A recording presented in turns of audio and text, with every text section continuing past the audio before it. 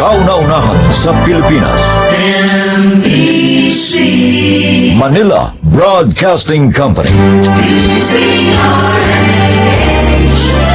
DZRH, member, kapisanan ng mga broadcaster ng Pilipinas.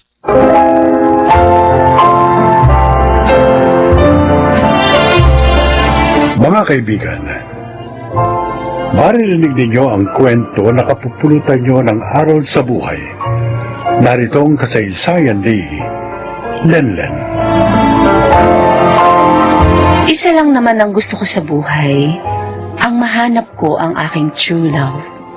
Kaya nang makilala ko si Jeric, agad niyang nakuha ang puso't tiwala ko.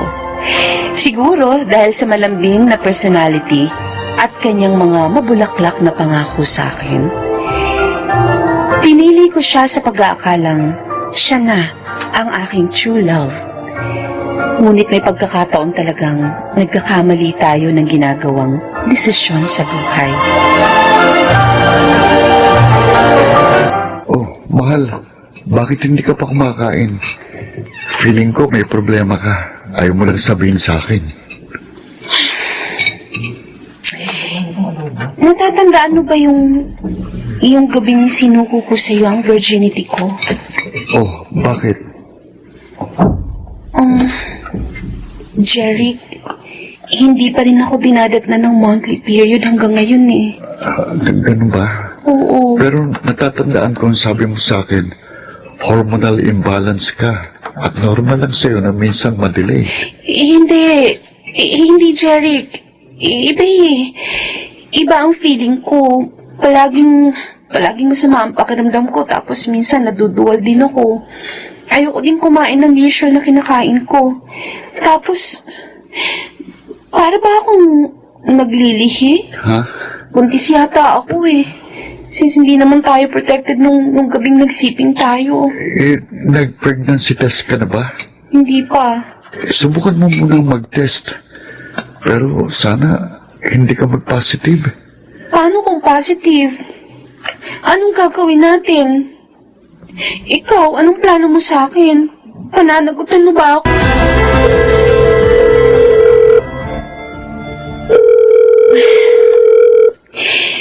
Sana sagutin na ni Jeric tong tawag ko. Sana mali yung inala kong pinagtataguan niya ako. My God, Jeric, sobra mo akong pinag-alala. Kanina pa ako text sa'yo, tapos nakailang tawag na rin ako. Nag-message pa nga ako sa'yo sa Facebook eh. Hindi ka naman nagre-reply. Bakit ba? Pasensya ka na. Busy lang kasi ako eh. Kahit na ba busy ka, hindi pa rin katwiran na hindi ka magpaparamdam sa akin. Ano? Nabasa mo ba yung mga messages ko? Nabuntis ka? Oo, nabasa ko. So ano na? Anong gagawin natin? Anong plano mo? Pananagutan mo ba ako? Hindi ko alam, Helen. Ang totoo niyan, hindi pa ako handa sa ganyang responsibility. Ano? I'm sorry. Oh, hello? Hello, Jeric? Hello? Pinabaan niya ako ng phone. Ito na yung kinatatakutan ko.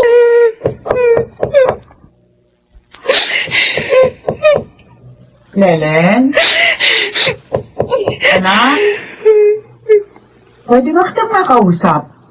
Importante lang. Ma?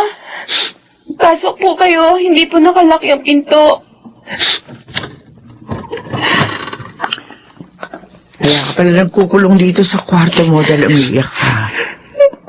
Bakit? Hindi ba siya nagpaparamdam sa'yo? Opo. Ilang beses ko na po siyang pinakontak sa cellphone at sa Facebook pero wala na po.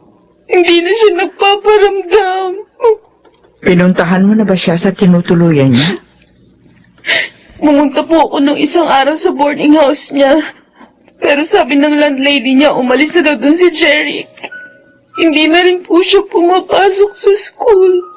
Be, ano kaya nangyari sa batang yun? Teka, anak, Baka naman ayaw na niya sa'yo. Baka gusto na niya makipag-break sa'yo. Lelan, anak, kung hindi na siya nagpaparamdam sa'yo, isa lang ang ibig sabihin nun, gusto niya ng space.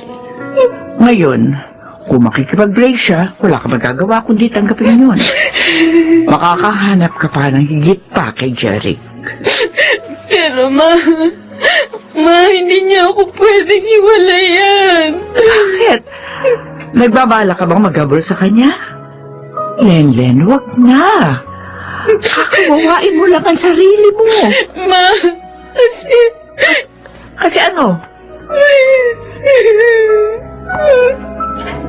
May problema po ako. Anak? Buntis ako. Si Jeric, nabuntis niya po ako, ma. Sorry.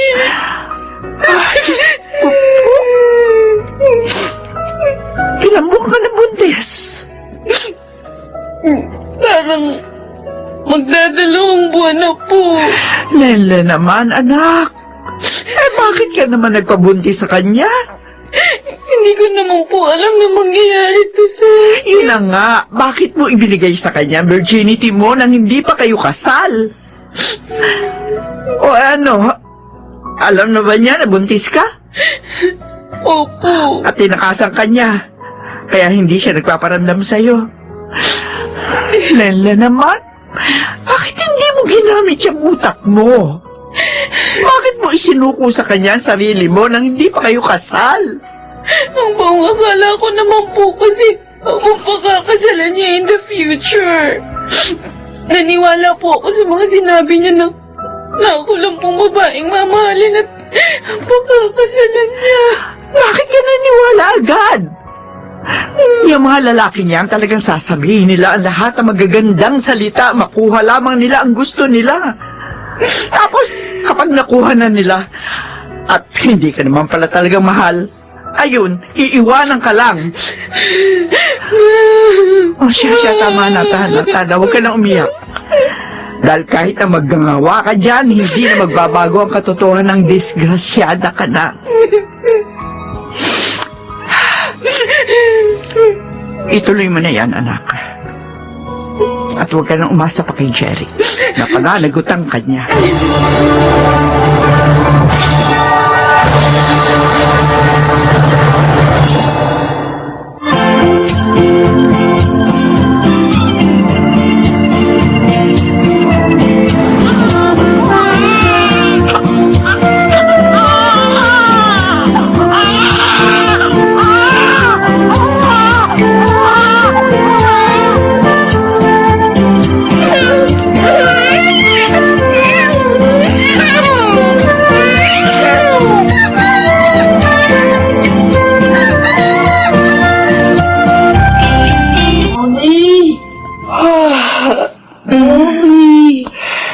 Di ka pa natutulog. May pasok ka pa bukas sa school, remember?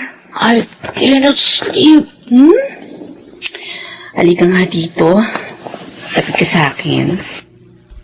Hihimasin ko ulit yung tenga mo para makatulog ka kaagad. Mommy, Bakit, anak? sa Friday pala, meron kaming activity. Kasama daw po yung mga daddy. Baka naman pwedeng mami na lang. No, daddy kailangan, sabi ni teacher. Eh, di magdadamit na lang akong panlalaki. Kunyari, ako daddy mo. Mommy, ang corny. Baka tuksayin ako doon nila bot-bot. Eh, di sisitahin ko yung bot-bot na yan. Mami, diba? Meron pa po akong daddy. Oo naman. May daddy ka pa. Kaso, matagal na siyang wala. Hindi na po siya babalik.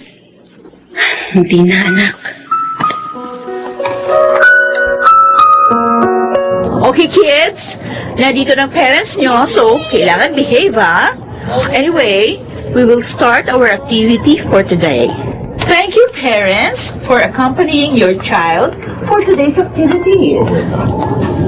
Anak, ituro mo nga sa akin mamaya kung sino yung botbot na madalas mang-asar sa'yo. Opo, Mami. Good morning, Miss Palacio. Morning. I'm looking for Lennon and Sino ba dyan? Ano po sila? Doon po sila thank you very much. Okay, nandito na rin palang parent ni Botbot. Sir, dito po kayo maupo ni Botbot. Thank you. Sino sa kanila, anak? Sino dyan si Botbot? Ayun po, ayun si Botbot. Yung kalbong classmate ko. Saan? Bagong dating. Oh my God. Bakit po, Mami? Kailangan na nating umalis, anak. Bakit po? Magsisimula na po yung activity. Huwag na tayong I'm sorry. umalis. Sorry, anak. Pero magpaalam na tayo sa teacher mo. Sumama kasing pakiramdam ko eh. Need kong pumunta sa clinic, okay? Tara na. Okay.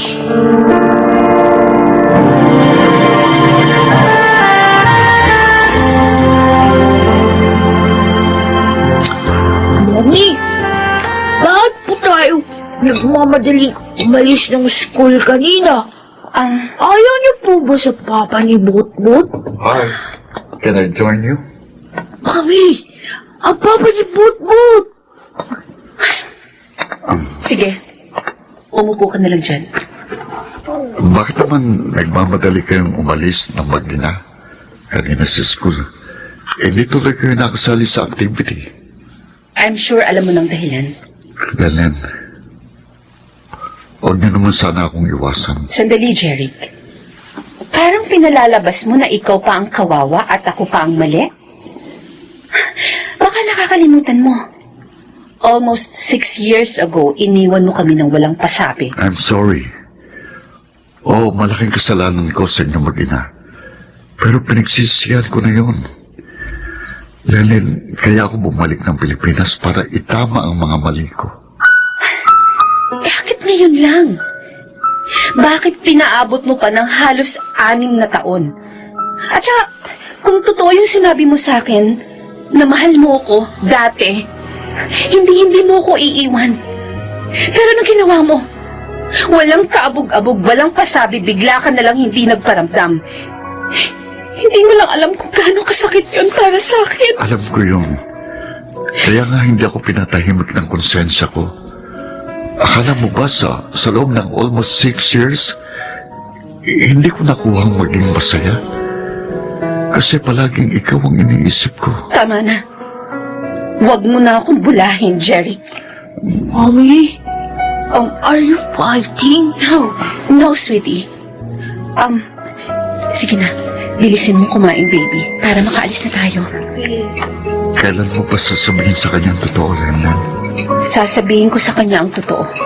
Sa tamang panahon.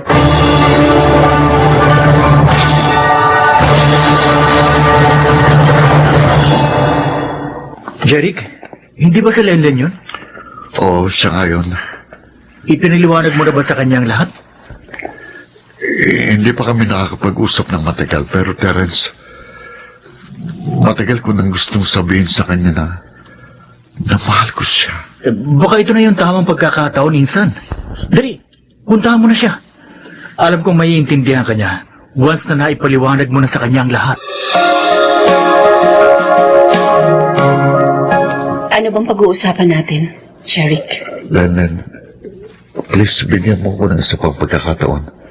At ipinapangako ko sa inyong dalawa ni Mapis, babawi ako sa inyo. Hindi ko na kayo iiwan. Gusto kong malaman mula sa'yo. Ano bang dahilan mo para gawin yun sa akin? Sige, aaminin ko sa iyo. Oo, mahal kita. Pero nung malaman kong buntis ka, parang natakot ako. That time, na-realize ko na hindi pa ako handang maging tatay. Gusto kong tuparin yung mga pangarap ko. Kaya nag-decision ako. Naiwan ka ng walang pasabi. Pero binala ko rin na balikan kayo ng anak natin. Kaso hindi mo ginawa. Dahil natakot ulit ako. Dahil siguradong pagkabuhi mangingibabaw sa'yo dahil sa ginawa ko. Kaso, hindi ko rin yun natiis. Bukod sa maraming taon akong hindi pinatahimik ng konsensya ko, palaging ikaw pa rin ang nasa puso't isipan ko. Kaya nga tulad ng sinabi ko, almost 6 years. Hindi lang ikaw ang nahirapan, ako rin. Nahirapan din ako. Gusto kitang yakapin. Gusto kitang makasama. Pero inuunahan ako ng takot. Siguro, bigyan mo muna ako ng time para makapag-isip-isip. Lenlen, Pero huwag ka mag-alala. Habang pinag-iisipan ko kung tatanggapin ulit kita sa buhay ko, malaya ka makakabisita sa anak natin. Hindi ko ipagkakait sa'yo ang karapatan mo kay Mavis. Mavis, anak? Come here, baby. Halika dito. Mami, bakit po? May aaminin kami ni Jeric sa'yo. Mavis, may tanong ako sa'yo. Oh?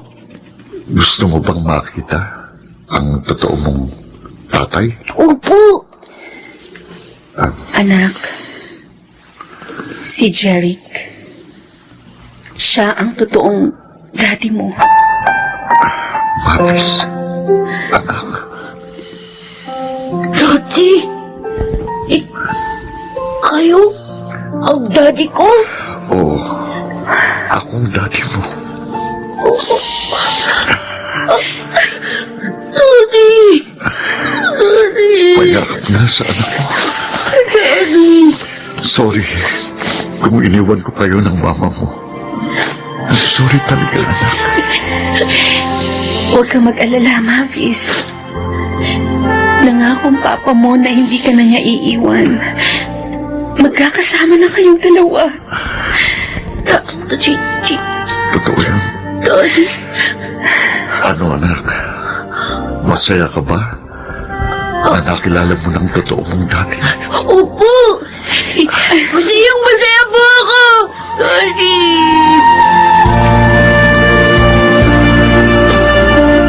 Mabilis ako natanggap ni Mavis. Salamat sa Diyos. At saka salamat din sa iyo, Lenlen.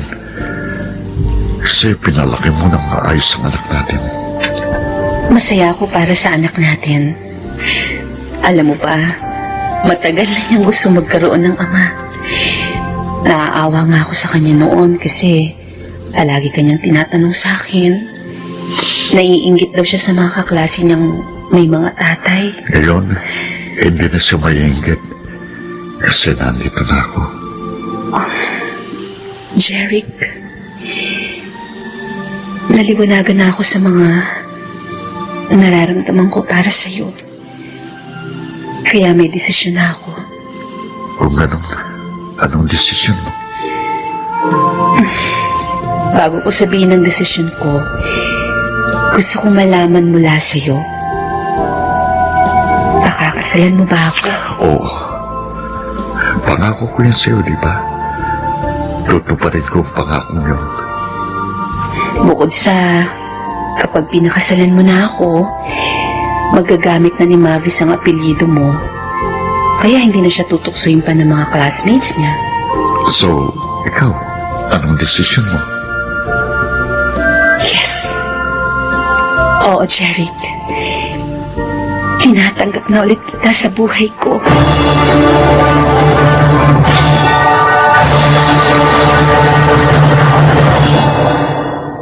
Laking pasasalamat ko nang tinupad ni Jeric ang kanyang pangako sa aming mag-ina. Sa ngayon, masaya na kaming nagsasama bilang mag-asawa at punong-puno ng pagmamahalan. Ako si Lenlen at ito ang aking buhay. Ibinibigay ang second chance sa mga taong gustong itama ang kanilang mga pagkakamali at sa mga taong gustong patunayan na kaya nilang maging mas mabuti at mahusay pagkaraang makabangon sa matitinding pagsubok sa buhay. Mga nagsiganap: Phil Cruz, Susan Robles, Rosana Villegas, Maynard Landicho, Lionel Beramin at Jenaline de la Cruz sa papel na Lenlen. Naglapat ng angkop na tunog Jerry Mutiang. Sa musika, Buboy Salonga. Supervisyong teknikal, Eric Lucero at Bong Villar. Creative consultant Phil Cruz. Production assistant Anching Cruz. Ito'y mula sa panulat ni Krishna Senga. Sa direksyon, Jude Martin Legaspi at Maynard Landicho Jr. Ito ang aking buhay.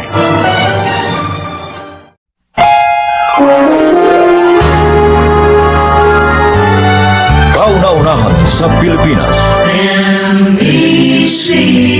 Manila Broadcasting Company.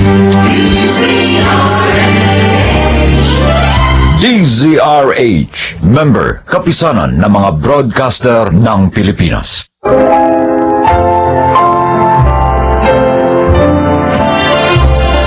Mga kaibigan, sa araw na ito, inyong maririnig ang kwento ng isang dalaga na sinikil ang sariling damdamin para sa kapakanan ng iba. Siya ay si Connie. Sales representative ako ng isang sikat na brand ng women's casual attire na nakapwesto sa isang kilalang mall dito sa Manila. Sa nasabing product company ko na rin nakapalagay ang loob ang magkasintahang Carlo at Lerma na parehong salesperson at matagal na rin sa kumpanyang pinaglilikuran. Nang magdesisyon silang pakasal, isa ako sa naging saksi sa mahalagang araw na yon, na hindi ko inakalang magpapabago sa takbo ng aking buhay. Talagang hindi na kayo nagpaawat ni Carlo sa pagmamadaling makasal, ano? Paano nga? Mabubura na yung edad ko sa kalendaryo. At siya naman talagang burado na nga. Katwiran pa nga niya. Lampas-lampas na nga raw kami sa marrying age. Kaya kailangan na raw namin maghabol sa pag-aanak. Sabagay, totoo naman talaga yung sinabi ni Carlo. Ang tanong, ikaw friend, hanggang ngayon ba wala pang makisig na bachelor na nag-aangkin ng puso mo? Ay, anong magagawa ko? Wala pang mga signs na merong right guy nga na nakadadana para sa akin. Alam mo, dapat mo kasing gawin, maging big believer ka. Mas isipin mo yung kapangyarihan ng destiny. Ano? Tulad ba ng lalaking iyon? Nakausap ni Carlo? At kanina ko pa nakikita ang lagkit-lagkit ng mga sulyap sa akin, oh. Ay, subaran na ako sa mga tingin niya. Ay, naku, si Ricky yun! Actually, electrical engineer siya sa mola. Pinapupwesto nga ng mga product natin. At sa same subdivision na tinitirhan namin din siya nakatira. Talaga? O, ano malay mo? Baka nga siya yung good enough guy na para sa'yo.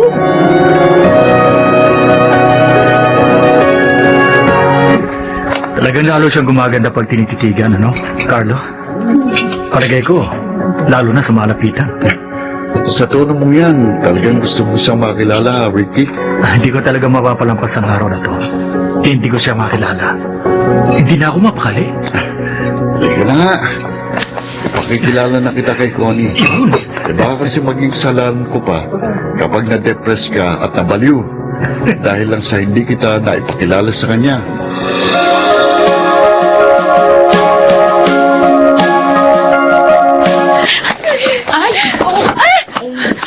Sorry, pasensya na miss. Hindi kita nakitang paparating. Hindi kasi ako nakatingin sa daraanan ko. Sorry talaga. Okay. Sa'yo nga ako nag-aalala. Baka ako nasaktan ka, lalo na buntis ka pa. Okay lang ako. Sige, mauna na ako sa'yo. Sandali lang. Napansin ko kasi umiiyak ka eh. May maitutulong ba ako sa'yo?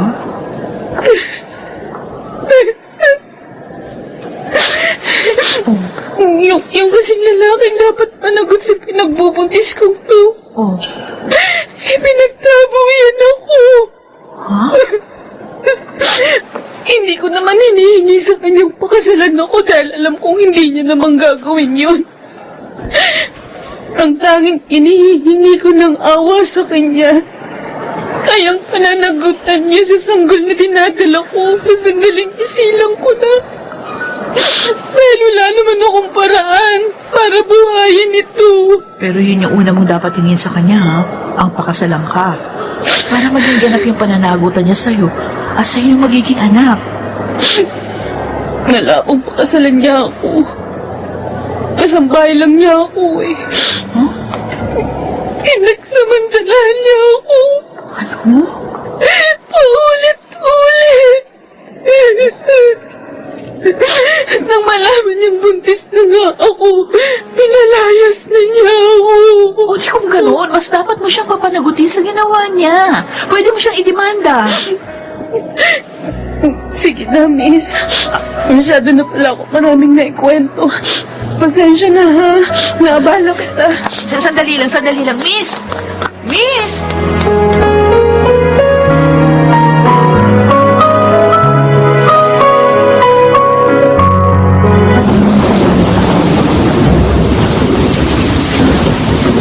Tony, sakay na.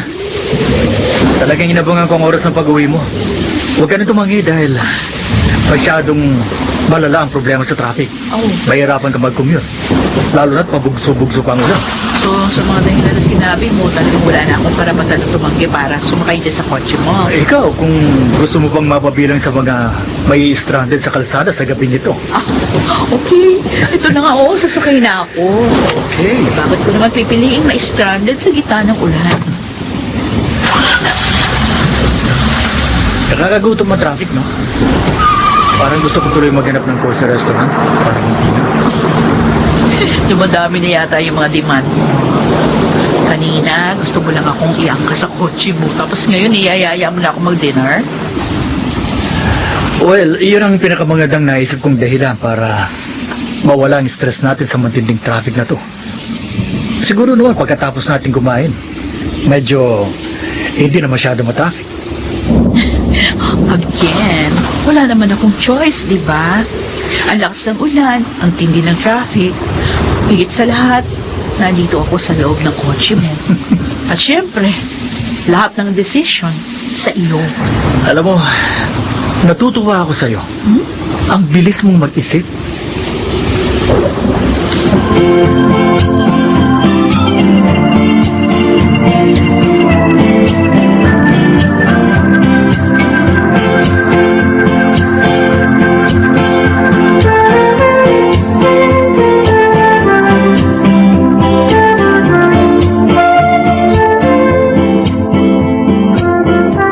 Nakita ko kaninang uwian. Sumakay si Connie sa kotse ni Ricky, ah. Ay, oo. At alam mo, mukhang seryoso na sa kanya si Ricky. Sila na ba? Sabi ni Connie, pagkaraan na marami na nilang acquaintance dates. May chance. Lalo pa nga, palagi raw nagbibiro si Ricky na gusto na siyang pakasalan. Pero ang biro, may halong katotohanan. Baka nga seryoso na sa kanya si Ricky. Well, siguro naiisip na rin ni Ricky na nasa edad na rin siya para isipin ang tungkol sa pagkakaroon ng pamilya. Nagkataon pa si Connie ang nakilala niya at nakita niyang wifey material naman talaga ang kaibigan natin. Kaya malamang, hindi na niya ito pakakawalan.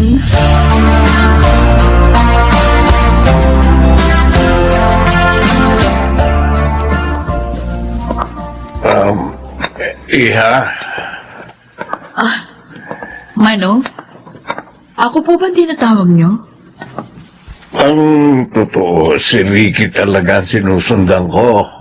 Gusto ko nga sana siyang kausapin kanina bago siya umalis nang ihatid ka. Kaya lang, naduwag ako. Kabisado ko kasing init ng ulo ni Ricky. Lalo na kung ang pag-uusapan ang kalagayan ni Jessa. Jessa? Sino pong Jessa? Anak ko si Jessa. Ang kasambahay niya na nabuntis niya pagkaraan niyang pagsamantalahan ng paulit-ulit. Yung kwento nung nasa lubong kong babae na buntis, yung papalabas ng mall? Parehong-pareho po nung kwento ng anak niyo si Jessa. Oo. Palagi niyang inaabangan ang paglabas ni Ricky sa mall na yon. electrical engineer si Ricky sa mall na yon. Ano pong pwede ko maitulong sa kalagayan ng anak niyo? Nag-aalala na ako sa mga ikinikilos ni Jessa. Bakit po? May mga oras na nawawala na siya sa kanyang sarili. Kaya nagpakita na ako sa iyo. Baka sakaling ikaw ang makapagpalambot sa matigas na kalooban ni Ricky. Sa patuloy niyang pagtanggi sa sitwasyon ng aking anak. Nakikiusap ako sa iyo. Awang-awa na ako sa anak ko.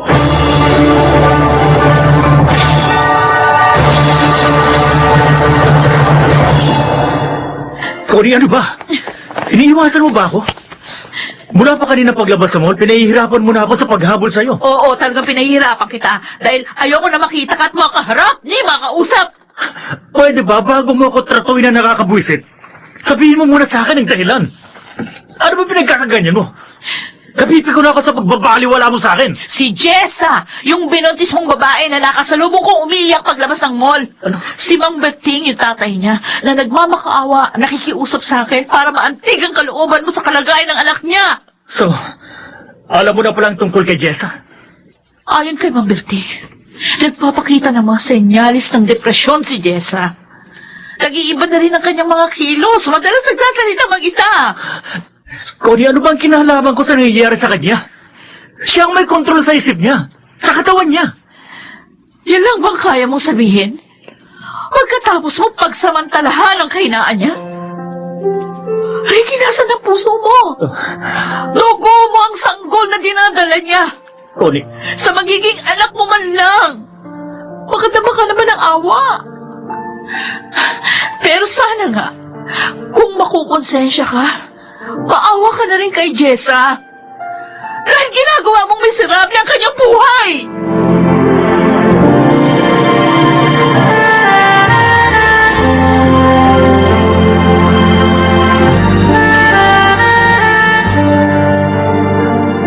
Itong muli ko lang nalaman na nag-file ka pala ng leave. O ano, kumusta ka na? I'm okay. Marami lang realizations sa nangyari. Naging guilty tuloy kami ni Carlo. Eh kasi kami ang dahilan kung bakit kayo nakakilala ni Ricky. No, wala kayong kasalanan. Sa akin naman, mas inaalala ko yung situation ni Jessa kaysa sa anumang namamagitan sa amin ni Ricky. Mabuti na nga yan. Hindi pa ganun kaseryoso yung relasyon namin. Naisip ko, sa klase ng karakter ni Ricky, pwede rin mangyari sa akin yung nangyari kay Jessa. Honey, pagdarasal ko na sana, malambasan mo agad ang lahat ng lungkot na dinaranas mo ngayon. May mga pangyayari sa buhay na dapat nang kalimutan, lalo na kung hindi ka dapat na manatili sa alaala, Lerma. Oo, maaaring hindi ganun kadali yung proseso ng paglimot, pero ito na yung pinakamabisang paraan para muling may pagpatuloy ang buhay.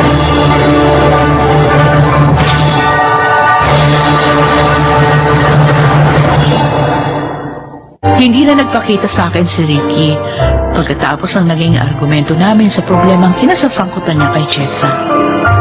Hindi ko na rin hinangad na makita pa siyang muli. Malinaw na rin sa akin na ang hindi niya pagpapakita, patunay lang na hindi siya seryoso sa anumang maaaring mamagitan sa amin. Marami siyang kahinaan na hindi niya kayang paglabanan. Ang pinakamahirap pang unawain, marami siyang pagkakamaling hindi itinuwid. Pero, ang pinakamagandang nangyari sa akin sa hindi na namin pagkakaroon ng ugnayan ni Ricky, muli kong nadama ang kalayaan at katuturan ng buhay. Ako si Connie. Ito ang aking buhay. Sinasadya man natin o hindi, ang intensyong limutin natin ang hindi magagandang kaganapan sa ating mga alaala. Ang muling magbubukas ng mga bagong oportunidad ng pag-asa. Mga nagsiganap, Susan Robles, Jeneline de la Cruz, Maynard Landicho, Phil Cruz, Lionel Benjamin, at Rosana Villegas sa papel na Connie. Naglapat ng angkop na tunog Jerry Mutiang, sa musika Buboy Salonga, supervisyong teknikal Eric Lucero at Bong Villar, creative consultant Phil Cruz, production assistant Anching Cruz.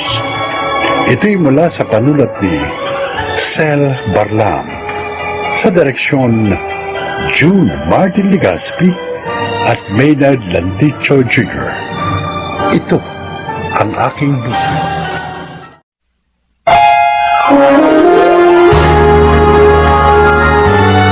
Kauna-unahan sa Pilipinas.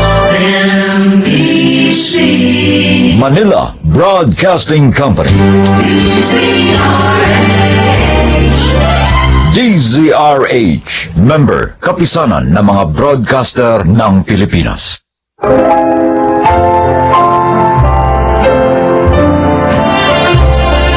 Magandang araw po sa inyo mga giliw naming tigapakinig. Narito ang kasaysayan ng isang dalagang napuno ng galit ang puso. Siya ay si Heidi. Matagal akong napalayo kay inay. 8 taon pa lamang ako noon nang iwan niya ako sa kanyang kaibigan na si Tita Delia. Yun ay dahil pumanaw si Itay. Sa simula, magandang trato sa akin ni Tita. Pero nang lumaon, nagbago siya. Huwag naman po, Tita Delia.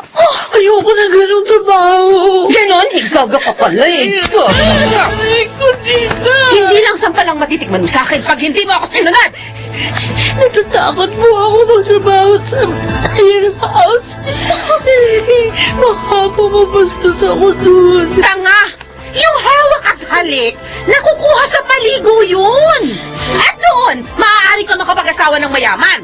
At mababawi ko ang mga ginastos ko sa pagpapalamon sa'yo. Alalahanin mo, ha? Dito ka tumira sa bahay ko ng mahabang panahon. Matagal na rin hindi nagpapadala ng perang panggastos mo ang nanay mo. Pinabayaan ka na niya. Kaya dapat lang na ngayong malaki ka na. Mabawi ko naman ang kwarta ko. Ipasok niyo na lang po akong katulong. Huwag lang po doon. Baka niyo na lawa. Matigas ka talaga. Ayaw mo? Ayaw mo? Maldita ka! Ano, ha? Susundin mo ako? O sasabunutan kita hanggang makalbo ka!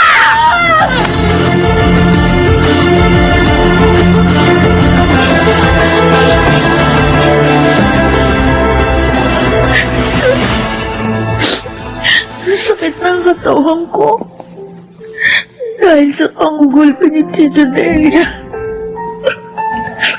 Wala siyang awa. Alila na nga ako dito sa bahay. Gusto pa niya akong ipasok na dancer sa beer-house. Bukas, lalo niya akong pahihirapan pag hindi ako sumama sa kanya doon. Bakit mo naging ganito ang buhay ko? Hindi ko na nga natapos ang high school. Parang mapapahamak pa ako ngayon. Kasalanan nito ni Inay dahil pinabayaan niya ako. Sarili lang niyang iniisip. Baka sarili niya. Hanggang kailan? Kailangan ko makaalis dito sa bahay na ito. Bahala na. Kahit saan ako mapunta. Basta, huwag lang ako magtrabaho sa beer house.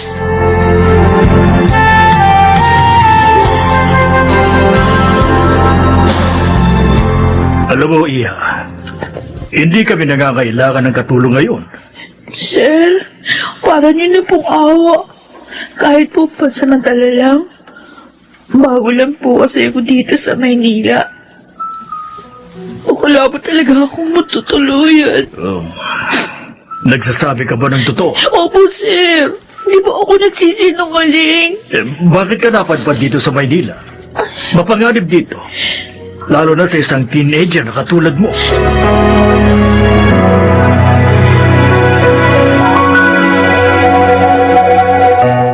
Dalawang buwan na sa iyo, Kuya Romulo. Oo, Renato. Naawa naman kami, kaya hindi namin mapalis. Mabait at masipag naman kasi. Kung talagang totoo ang dahilan niya, kaya napadpad siya dito sa Maynila, nakakaawa nga siya. Palagay ko naman totoo yun. Mula naman nang tanggapin ko siya, wala kaming nawawalang gamit o kahit na ano sa amin. Kuya, ano kaya sa tingin mo kung kunin na lang namin siya? Di ba may dalawa ka ng katulong? Si Mildred na lang, dahil nag-asawa na si Nova. Sabihin mo na sa kanya, Kuya, para bukas, kukunin ko na siya. Para naman hindi na mahirapan si Mildred sa mga trabaho dito.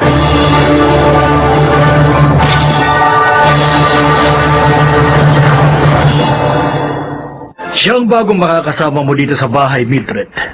Si Heidi. Heidi, ang katulong namin, si Mildred. Kumusta ka, Heidi? Ang babaeng ito. Heidi, kinukumusta ka ni Mildred? Mabuti naman po. Ay, Sir Renato, baka po kasi nahihiya siya. Pero hindi po bale. Ako na po ang bahala sa kanya. Heidi, pwede ba tayo mag-usap? Pwede naman ho. Ano ba yun? Mula kasi nang dumating ka rito, tahimik ka lang eh. Di naman kasi ako dalahira. Baka lang kasi maaari tayo magkwentuhan dahil magkasama tayo sa trabaho. Ayokong i-chismis yung buhay ko. Hindi naman ako chismosa. Pero kung wala ka sa mood makipag-usap, sige lang. Itatanong ko lang sana kung ano-ano kayang gawaing bahay ang alam mo. Lahat ho alam ko. Kahit naman kasi pinabayaan ako ng nanay ko. Natuto pa rin ako sa pamamagitan ng ibang tao. Di mainam. Hindi na pala kita tuturuan. Kaya ko nga rin ang trabaho kahit na ako lang mag-isa dito.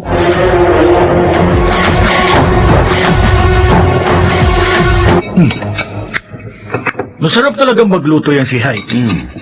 Parang mas mahusay pa siya magluto kaysa kay Mildred. You're right, Dad. Kaya lang tingin ko, hindi siya mabait. Bakit mo naman nasabi yan, Walter? Ilang beses ko na kasing nahuli na sinusungitan niya si Mildred. Pero wala namang babagit sa akin si Mildred na ganung mga pangyayari. Para namang hindi niyo kilala si Mildred. Mabait siya, mahaba ang pasensya. Sige. Oobserbahan ko yan si Heidi. Hindi tama na inaabuso niya si Mildred.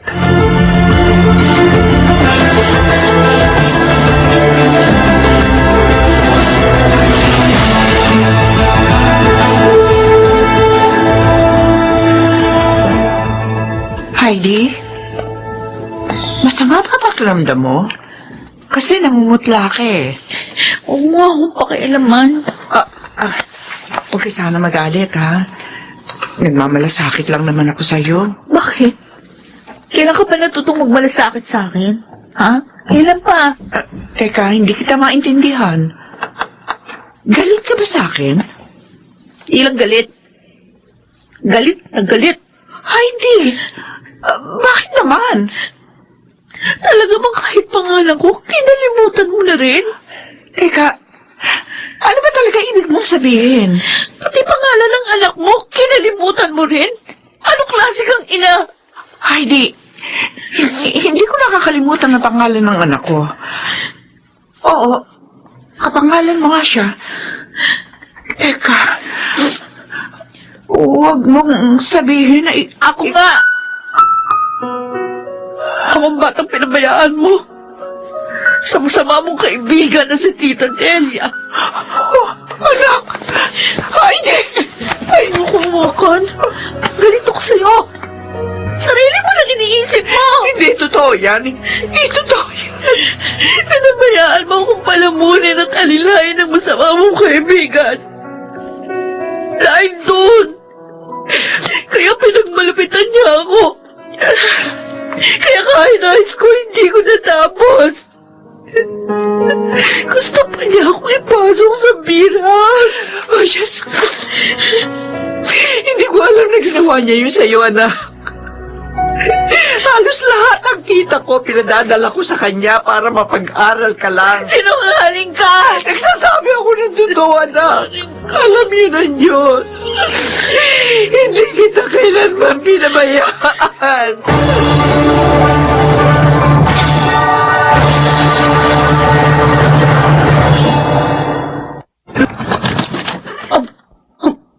Mildred?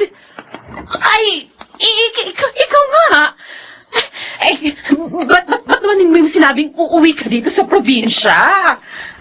Nasaan ang anak ko, Delia? Ha? Sabi ko na ako makita siya. Kwan! Nagtanan siya. Oo, nagtanan nga. Matigas kasing ulo ng anak mo. Ayaw makinig. Sumama ba naman sa lalaking may asawa? Ayun, di ko na tuloy alam kung nasa na siya ngayon. Sinungaling ko! Ba't mo ako sinampal? Totoong sinabi ko, malandi ang anak mo! Tumigil ka! Aray ko! Hoy, sumusobra ka na, ha?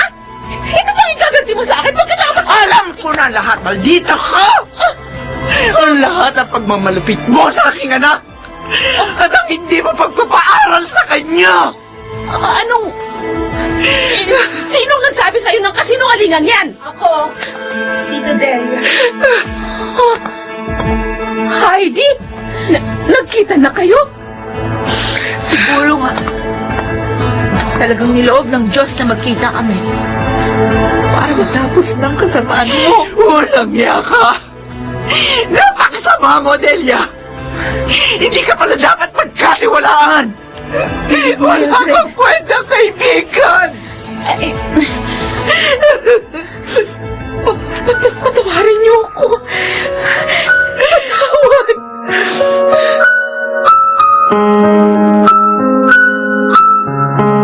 Ngayon naman siguro, naniniwala ka na sa akin, anak.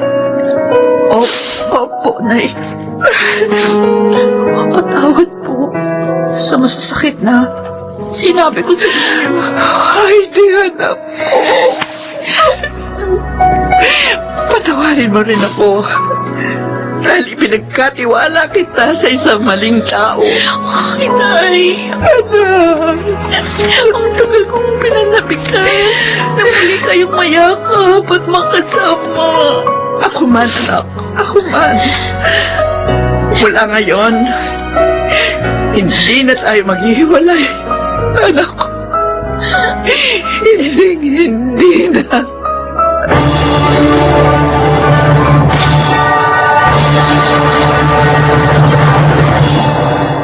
Nakatapos na ako ng pag-aaral sa kolehiyo.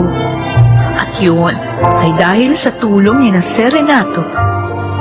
At maligaya na kami ni Inay ngayon. Ako po si Heidi. At ito ang aking buhay. Totoong mahirap ang maging ina. Hindi biro ang mga responsibilidad. Kaya marapat lamang na maging maingat upang ang anak ay hindi mapahamak. Mga nagsiganap: Susan Robles, Jeneline de la Cruz, Lionel Benjamin, Maynard Landicho, Phil Cruz at Rosana Villegas sa papel na Heidi. Naglapat ng angkop na tunog Jerry Mutiang. Sa musika, Buboy Salonga. Supervisyong teknikal, Eric Lucero at Bong Boyar. Creative Consultant, Phil Cruz. Production Assistant, Anching Cruz. Ito'y mula sa panulat ni Telma Corporal Alcantara. Sa direksyon, June Martin Ligaspi at Maynard Landicho Jr. Ito ang aking buhay.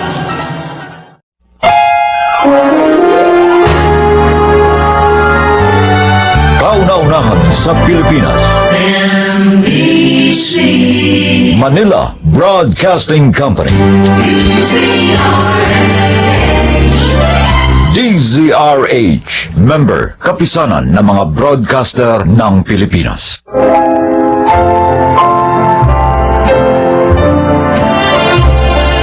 Magandang araw po mga kaibigan.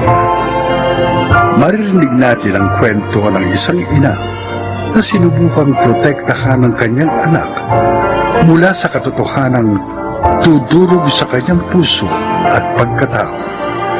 Siya ay si Adelaida. Pamilyang binuo ng ina at amang mapagmahal at responsable. Ito ang uri ng pamilyang pinangarap ko para sa akin nag-iisang anak. Ito rin ang uri ng pamilyang kinamulatan niya. Ngunit, totoo nga ang kasabihan. Walang lihim na hindi nabubunyag.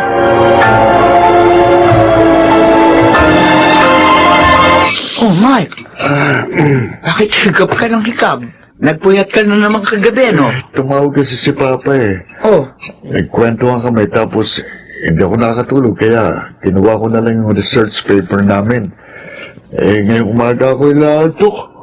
ay sus! Aantukin ka niya sa klase. Okay lang, Ma. Sa hulihan na lang ako upo para hindi ako mahalata ng teacher namin na natutulog. Aray ko, Ma. Bakit ka nang umurot? Sige, subukan mo matulog sa klase. Joke lang. Ano naman ba kasi ang pinag-usapan niyo ng papa mo? At mukhang na-excite ka na naman. Hindi ka nakatulog. Wala naman, Ma. Sabi ko lang sa kanya, ibili niya ako ng bagong laptop pag uwi niya rito. Few months from now. Humingi ka na naman sa kanya? Ikaw talaga? May laptop ka ba naman Bibili ko lang niya last year. Naglalambing lang naman talaga ako kagabi kay Papa kaya pumayag naman siya. So, wala na akong magagawa. Kakaya na sa papa mo. Bakit naman ako mahiya sa kanya? Papa ko siya, Ma. Kaysa naman humingi ako sa ibang tao, di ba? Mas mainam lang sa sarili kong ama ko humingi.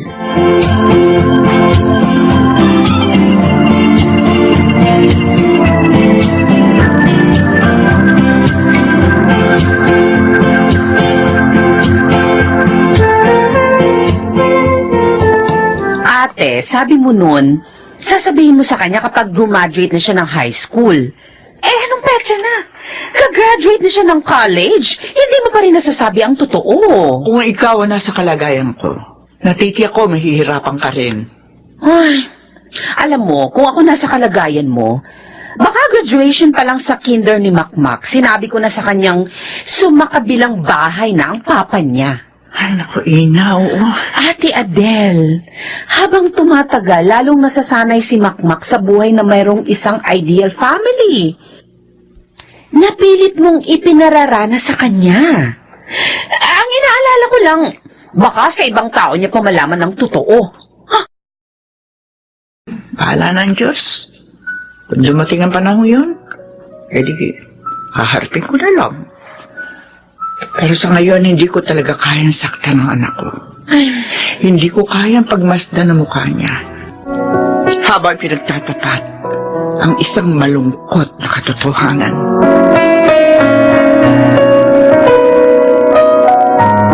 Ayun, Ma. Ayun na si Papa. Natatanaw ko na siya. Oo, nakikita ko. Excited na ako. Pa! Mak, malayo pa siya. Lalapitin siya dito. Huwag ka na sumigaw. Namimiss ko si Papa eh. Ikaw talaga? Pa! Mama! Ay, naku. Sige na nga. Salubungin mo na. Tulungan mo na siya sa mga bitbit niya. Oo. Pa! Pa! Naku, lalo kaya atang tumangkas. Mas matangkad na ako sa'yo. Akin itong mga gamit mo. Itong bag ko na lang. Ako na itong iba. Mabigat tong bag na to. Pa! Andito na si Papa. Oo. Kasi naman, hindi ko nakikita. Mula nung bata ka hanggang ngayon, hindi ka nagbabago.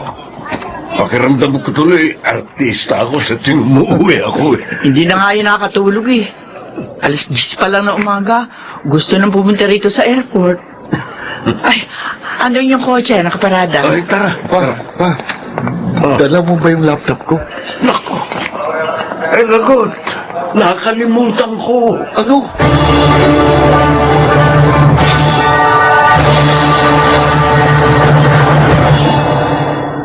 Ikaw lang ang hinihintay ko, Adelaida. Kung gusto mo nang sabihin sa kanyang totoo, tutulungan kitang magpaliwanag. Kuya, natatakot ako. Ay, Wala ka namang pamilya. Hindi ba pwedeng magpanggap ka na lamang na tatay niya habang buhay? sa totoo lang, sa ganitong edad, naiisip ko, paano kung bigla akong magkasakit o kaya atakihin? Paano kung bigla akong mamatay? Tatanggapin kaya ako sa langit ngayong halos 2 dekada akong nagsinungaling sa isang inosenteng bata? Kuya, Nakukonsensya na rin ako sa ginagawa natin kay Makmak. Oo, masasaktan siya. Pero, kahit anong gawin natin pagpapanggap, hindi na natin mababago ang katotohanan, Adelaida.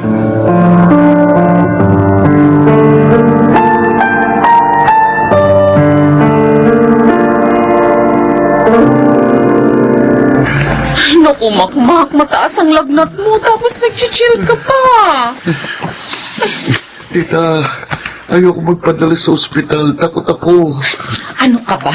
Sasamahan ka naman namin. Kahit na, takot na ako eh. Ina, Ay, ate, kailangan mo nang dalhin sa ospital ang anak mo. ano kaya sa tingin mo sakit niya? Nurse lang ako, wala akong kakayahang mag-diagnose ng sakit. Pero tingin ko, hindi simpleng lagnat lang to. Ma, ayoko. Namumutla ka rin eh. Tara na. Dadaling ka na namin sa ospital. Huwag, ayoko nga eh. Sasamahan ka namin. Ako, ang tita mo at ang papa mo. Kahit na, ayoko. Tuturukan nila ako ng injection dun eh. Ayoko, takot ako sa injection. Makma, kung ayaw mo lumalaya ang sakit mo, sumunod ka sa akin, ha? Saan si Tomas? Bakit may nahanap ang asawa ko? Oh, asawa? Bakit? Kasal ba kayo? Ina, Sino ba kayo? ang tanong ko, ang sagutin mo. Nasaan si Tomas? Wala siya rito. Rosie, Wala pala, ha? Umalis na kayo. Umalis na kayo. sino ba yan? Ano? Tomas! Mga taga-DSWD? Nagsasurvey. Adelaida, anong ginagawa mo rito?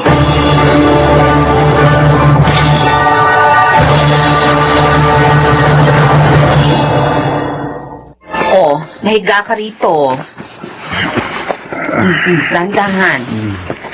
Okay na ako, tita. Thank you. Mag-iingat ka sa susunod, ha? Kung ayaw mo na uling makonfine sa ospital ng ilang linggo. Eh, hindi ko naman gustong magkasakit ah. Oo na. O siya, marami. Si Papa. Ha? Nasa labas. Oo, nasa labas. Si Mama. Tatawagin ko. Bakit? Ano bang kailangan mo? Wala naman. Gusto ko lang silang makakita. Makmak, Bakit, tita? tandaan mo, love na love ka ni tita, ha? Alam ko yan, tita. May sakit ka man o wala, masaya o malungkot, nandito lang ako. Tawagin mo lang ako kapag kailangan mo ako, ha? Okay, thank you, tita.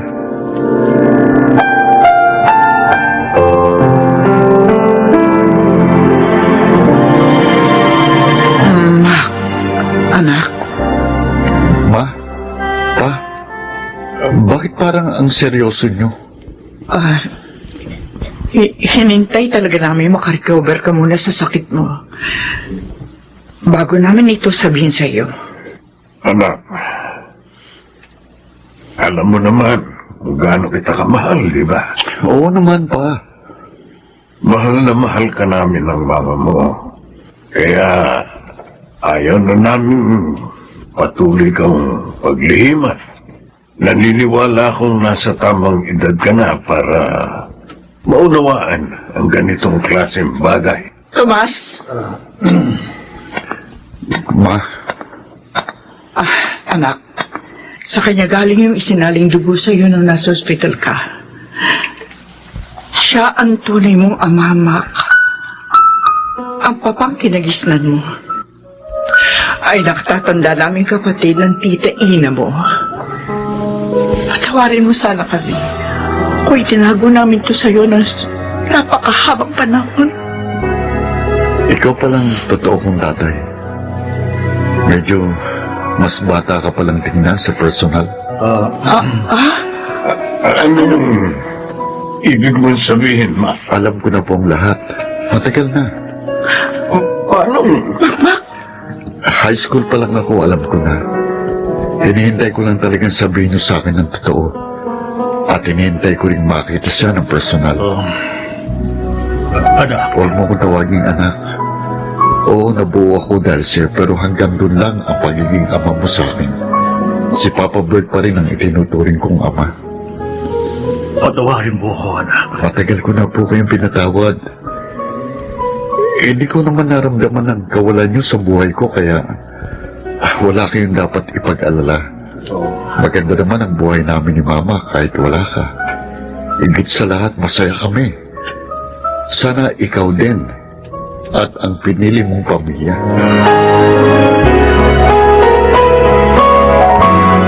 My goodness! Hindi na ako mapabalik kanina sa trabaho. Akala ko darating ako dito na parang may nangyaring dilubyo. Pero, ate, totoo bang sinabi ni Kuya Bert? Alam mo, kahit ako, hindi rin ako makapaniwala.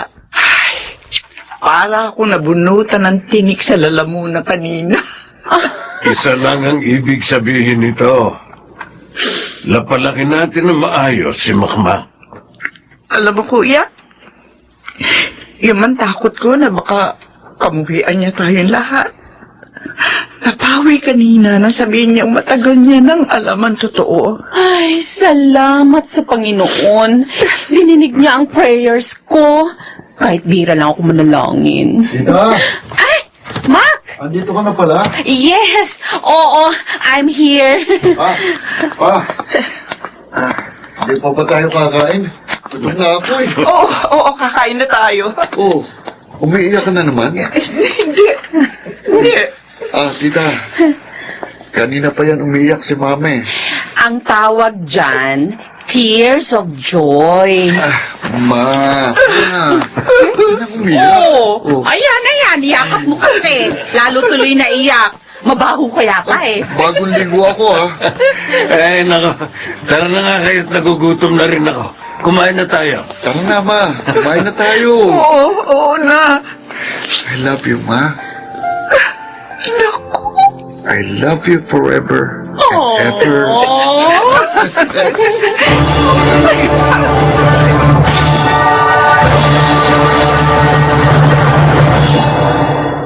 Ilang taon na nakakalipas mula na mangyari yun.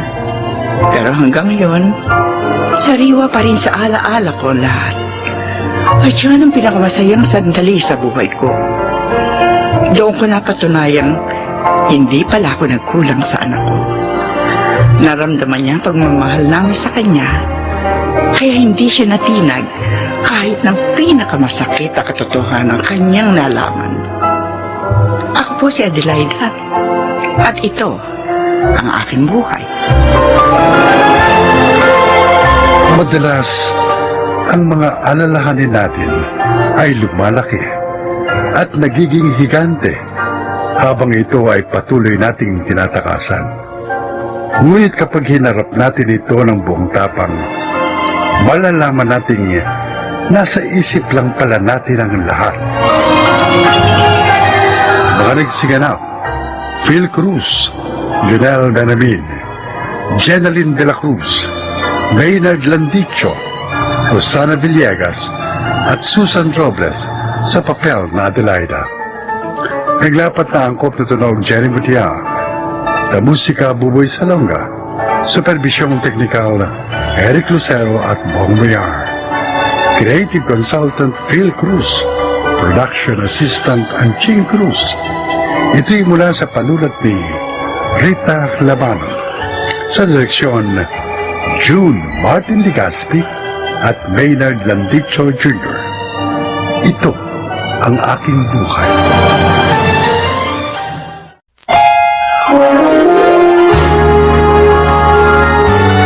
Kauna-unahan sa Pilipinas. Manila Broadcasting Company.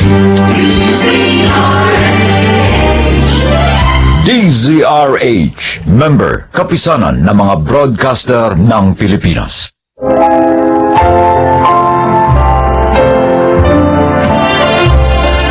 Magandang araw po mga giliw naming tagapakinig. Narito ang kasaysayan ng isang babaeng labis na minahal ang kanyang asawa. Siya ay si Lourdes. Pitong taon ang tanda sa akin ni Wilson. Ganun pa man, teenager pa lang ako. Minahal ko na siya ng sobra. At yun, ang hindi ko na itago kay Daddy. Congratulations, Wilson! Department manager ka na ngayon, ha? Salamat, Lourdes. Binabati rin kita, Wilson. Thank you very much po, Sir Donato. Pangako, hindi ko sisirayan ang tiwala ninyo. Excuse me, Wilson, Daddy. Sikasuhin ko muna yung mga dumating na empleyado, ha? Sige, anak. Nahihiya po ako sa inyo, sir. Binigyan niyo pa ako ng special dinner. Well, treat ko yan sa'yo, iho. Dahil sa pagiging masipag at tapat mong empleyado ko for 12 years. May ba ako? Bakit nga ba hanggang ngayon hindi ka pa nag-aasawa? Kaya mo namang bumuhay na ng pamilya. Wala pa naman akong girlfriend, sir. Isa pa, marami pa akong pangarap sa buhay. Tulad ng ano? Gusto kong magkaroon ng sariling negosyo para mabuhay ko ng maginawa ang pamilya ko. Yung babaeng pakakasalan ko. Hanga ako sa pananaw mo. Kaya lang, kulang pa yung ipon ko para sa negosyong gusto ko. Magkano naman ang kulang? Mga 300,000 pa. Maliit lang pala. Pero hindi madali mangutang, sir. Mahihiramin kita. Hindi po kayo nagbibiro? Hindi binibiro ang ganitong bagay, Wilson. Maraming salamat po, sir. Pangako, oras na kumita kagad ang bubuksan kong business, babayaran ko kagad kayo. Kaya lang, lahat ng pera ko, inilalaan ko kay Lourdes. Ang gusto ko kasi, mapabuti siya kahit wala na ako. Ang totoo nga, gusto ko mag-asawa na siya. Pero wala pa ho siyang nobyo. Pero, may mahal na siya. Matagal na. At ikaw yun, Wilson. Sir Donato? Mahusay pumili ang anak ko. Dahil bagay kayo. Responsible at masipag ka. At ang aking anak naman, isang responsableng babae. Magiging mabuting asawa siya sa'yo.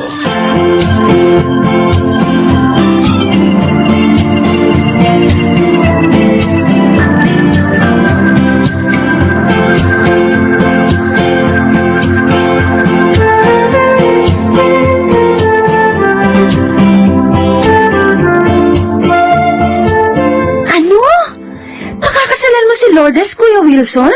Bakit? Nakakagulat ba ang sinabi ko, pinsan? Ay, kasi naman, hindi mo naman siya nobyo, di ba? Pero nagtapat na ako ng pag-ibig sa kanya. At sinagot niya na ako. Ha? Totoo pala talagang sinabi ni Sir Donato. Doon pa, mahal na ako ni Lourdes. Teka lang ha. Kaya mo ba siya pakakasalan dahil sa utang mo sa daddy niya? Parang gano'n na nga. Naiiya kasi ako kay Sir. Kuya, mahirap yung gagawin mo. Baka hindi rin magtagal ang pagsasama niyo ni Lourdes. Matututunan ko naman siguro siyang mahalin. Pareho naman kaming walang katipan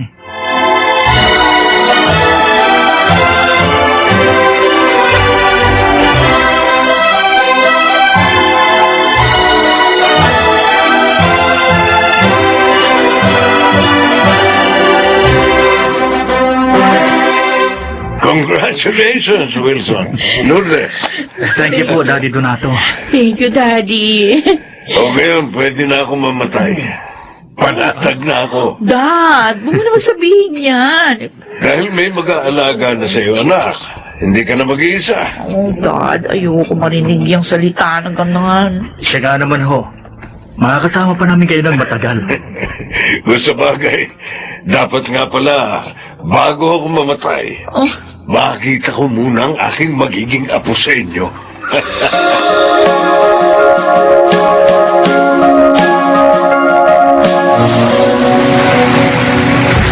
Daddy, mabuti naman ho pumasyal kayo rito.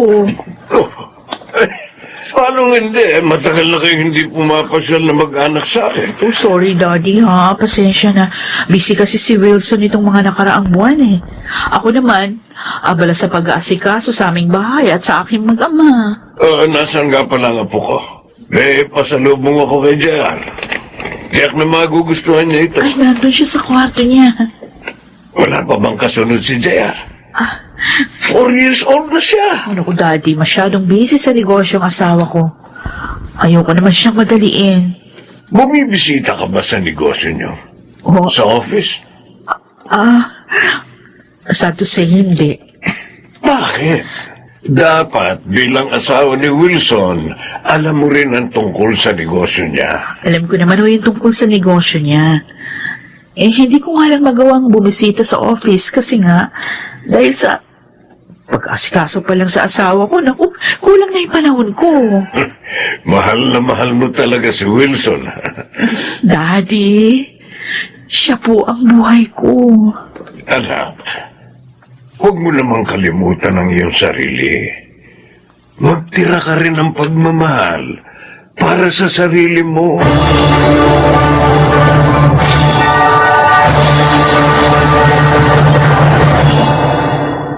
Babe, nagustuhan mo ba yung dinner na inihanda ko?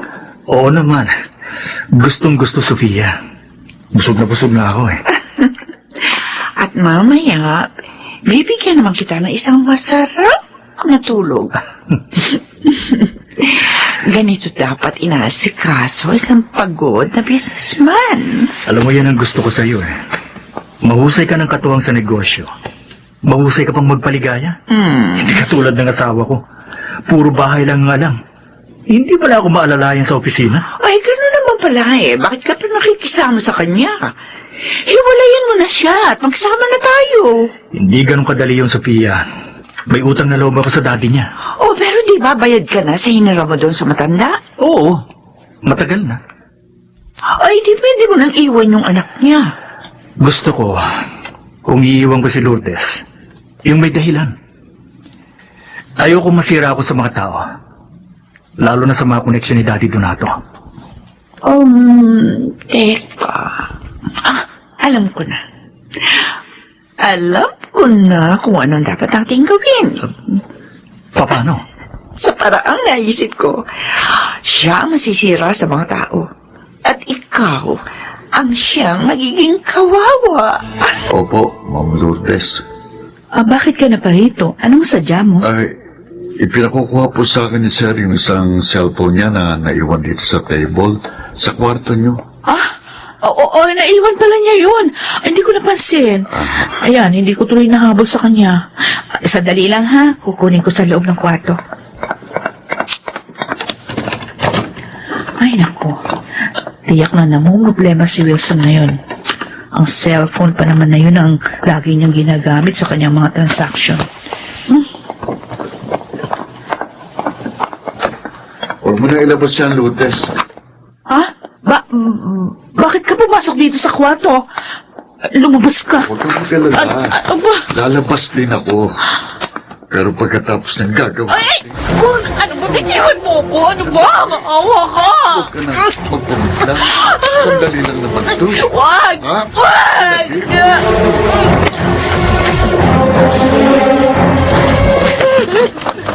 Anong ibig sabihin ito?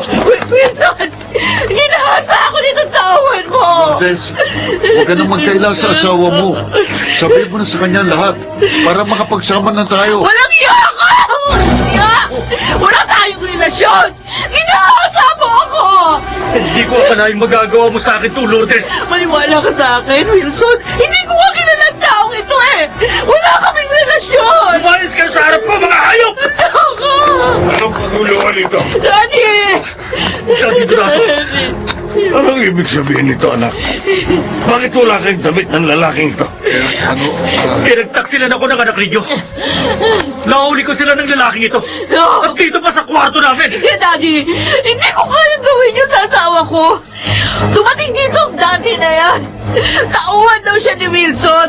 Pinakukuha yung cellphone! Kaya pumasok ako sa kwarto! Tumigil ka! Hindi ako naniniwala sa'yo. Ituloy mo, anak. Pero sumunod sa akin yung lalaki yan eh! Pinagsamantalahan niya ako! Dapat tumawag tayo ng pulis. Lucas! Lucas! Tumawag ka ng pulis. Dali! Opo, sir. Kailangan maimbestigahan at makulong ang taong ito. Sandali lang. Wala sa usapan natin ito, Wilson. Ano? Ay, Anong usapan ang sinasabi mo? Ha?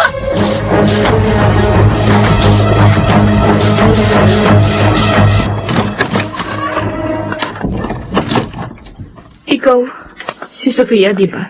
Ako nga. Sino ka? Walang niyo ako. Ay! Walang iya kang magpasluma ka! Sino ka para sampalin ako? Alam mo ba, pwede kitang kasuhan? Ako ang magdidemanda sa'yo. Ah!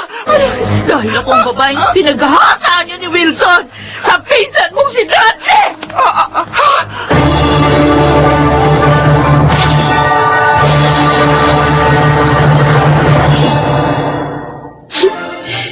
Ate Lourdes, Joanna, hindi ko akalain.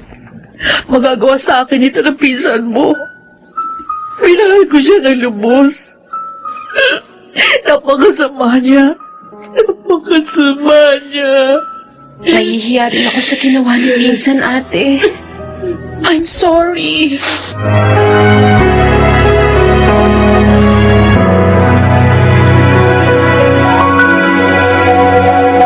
Lourdes! Lourdes, patawarin mo na ako. Pakiusap. Alang-alang ba na sa ating anak? Matatanggap ko sana. Kung hiwalayan mo ko at ipagpalit sa iba. Pero ang ipaghasa pa ako para magmukha kang malinis. Kalabisan na yun, Wilson. Pagdurusahan mo ang mga kasamaang ginawa mo.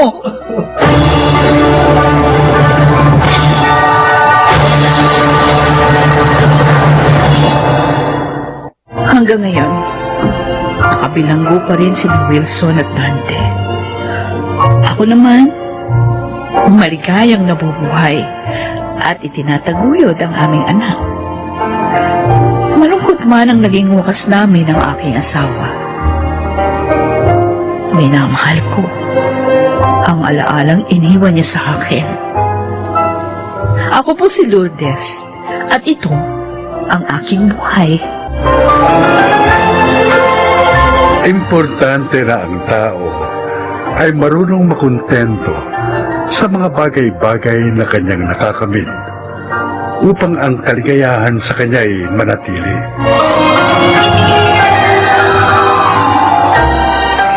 Mga nagsiganap, Lionel Banamin, Maynard Landicho, Jeneline de la Cruz, Susan Robles, Phil Cruz, at Rosana Villegas sa papel na Lourdes. Naglapat ng angkop na tunog Jerry Mutia. Sa musika, Buboy Salonga. Supervisyong teknikal, Eric Lucero at Bong Moyer. Creative Consultant Phil Cruz. Production Assistant Anching Cruz. Ito'y mula sa panulat ni Elma Corporal Alcantara. Sa direksyon, June Martin Legaspi at Maynard Landicho Jr. Ito ang aking buhay.